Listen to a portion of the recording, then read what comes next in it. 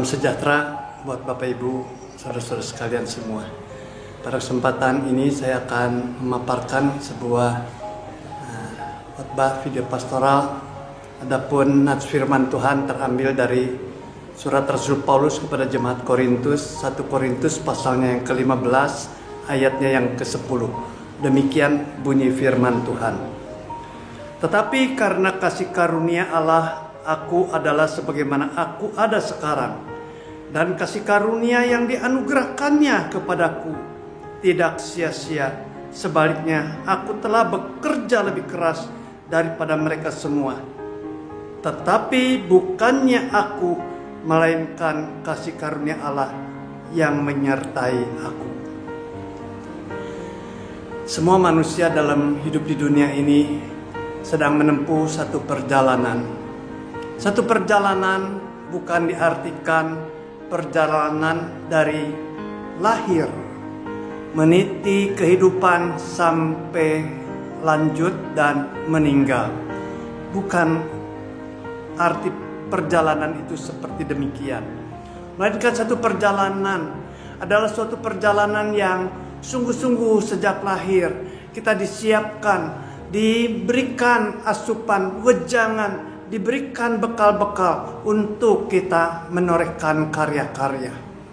Betapa asiknya ketika kita boleh mendengar adanya satu perjalanan dari seseorang yang sungguh-sungguh telah menorehkan suatu karya-karya yang keberhasilannya.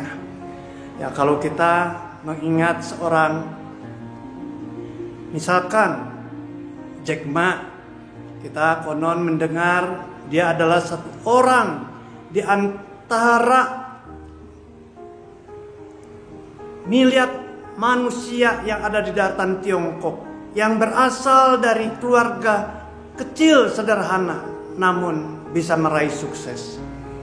Konon pernah ada sebuah resto siap saji membutuhkan tenaga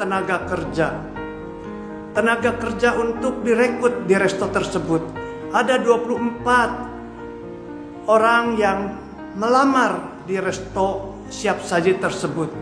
Namun ada satu orang saja yang tidak diterima. Siapa dia? Yaitu Jack Ma.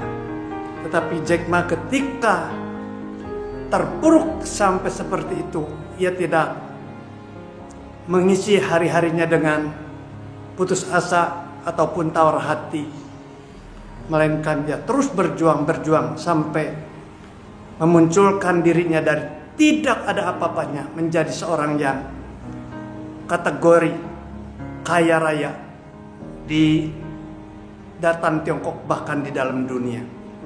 Ya, kita kalau dipanjangkan begitu banyak orang-orang lain seperti Bill Gates, ya, seperti yang baru-baru belakangan ini viral di Republik kita. Ada seorang Putri Aryani. Dia terlahir cacat tunanetra.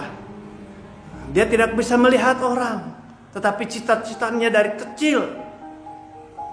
Dia tidak larut di dalam satu kondisi kecacatannya dan menjadi orang yang tidak berarti, menjadi orang yang sungguh-sungguh tersia-siakan, tidak mau.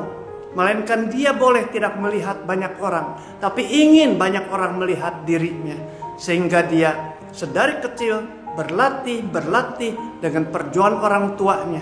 Dari tidak ada apa-apanya, memiliki suara emas, dan bahkan sekarang sampai melambung ke jagat raya atau ke dunia ini.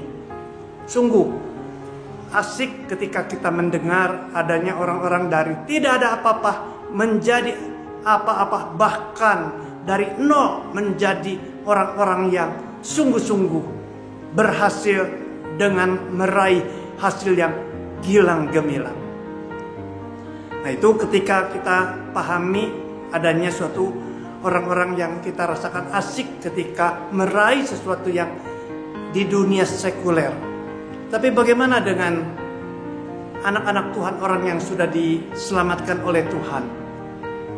Tentu kita tidak hanya bisa jadi terkenal seperti itu saja, dikaitkan dengan berlimpah-limpah materi, dengan kesuksesan karena keberhasilan, skill dan kemampuan orang tersebut. kita sebagai anak-anak Tuhan harus jadi pribadi. Nah, ketika 1 Korintus pasal 15 ayat 10 mengungkapkan tentang seorang Rasul Paulus, seorang yang tadinya tidak ada apa-apanya, bahkan dia notabene menjadi penjahat besar untuk kerajaan Allah, untuk Kristus. Ia sana sini melakukan suatu tindakan perbuatan yang menyengsarakan, yang mendatangkan suatu kekejian di mata orang-orang percaya. Paulus hidupnya seperti itu.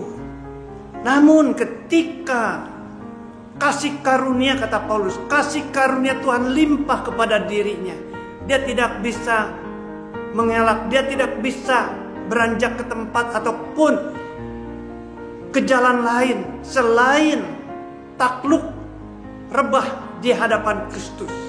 Dan bahkan ketika ia sadar ada kasih karunia bukan datangnya dari dirinya, bukan karena dirinya insaf dan bertobat, tetapi kasih karunia Tuhan yang mencarinya, yang menobatkannya, dan ia mendapat kasih karunia. Serta kasih karunia itu buat Rasul Paulus tidak boleh jadi percuma, tidak boleh disia-siakan, melainkan diterima dengan penuh rasa hormat, penuh suatu sukacita, penuh dengan dirasakan anugerah, limpah di atas anugerah. Sehingga Rasul Paulus ketika mendapatkan kasih karunia Tuhan, dia telusuri perjalanan hidupnya sejak itu, menjadi pengikut Kristus sejati, menjadi pengikut Kristus yang mengabarkan Injil kerajaan Allah kemanapun ia pergi, menyuarakan akan suara Injil, dipakai Tuhan. Apakah dia terus semakin lancar hidupnya? Tidak. Semakin ia menceritakan, mengabarkan Injil keselamatan, semakin banyak rintangan, tantangan, bahkan berapa kali dia nyaris harus tumbang, jadi korban mati.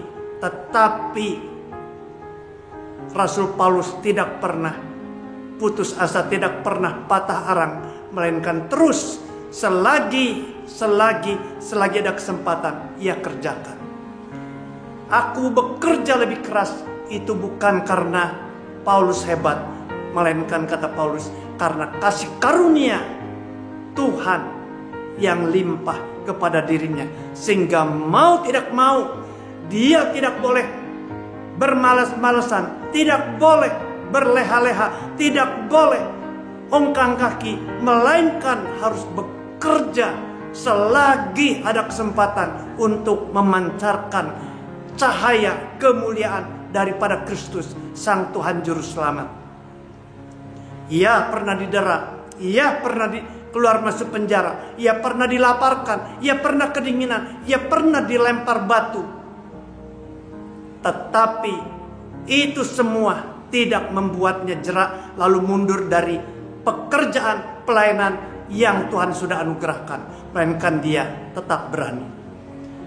Aku, kata Paulus, katakan, nyawaku pun aku tidak hiraukan, kata Paulus, asal aku bisa menyelesaikan pekerjaan yang Tuhan anugerahkan kepada dirinya. Mari di dalam hidup kita ini, jangan kita menelusuri perjalanan hidup dari lahir sampai mati hanya untuk sesuatu yang fana, untuk sesuatu yang sementara. Melainkan, ayo kita anak-anak Tuhan, orang-orang percaya yang sudah mendapat kasih karunia besar dari Tuhan. Jangan sia-siakan anugerah keselamatan yang Tuhan berikan, melainkan kita respon dengan penuh rasa hormat. Kita kecil-kecilan menjadi Kristus-Kristus kecil, bersaksi, mengabarkan Injil dengan mulut kita, dengan sikap, perilaku, tutur kata kita di dalam kehidupan sehari lepas sehari. Niscaya kita tidak menyia-nyiakan akan segala kasih karunia itu. Sebagaimana Rasul Paulus sudah mengerjakan pekaranya begitu akbar, begitu luar biasa. Demikian hendaklah kita juga mengisi perjalanan hidup ini dari tidak ada apa-apanya menjadi apa-apa karena melakukan pekerjaan Tuhan. Amin.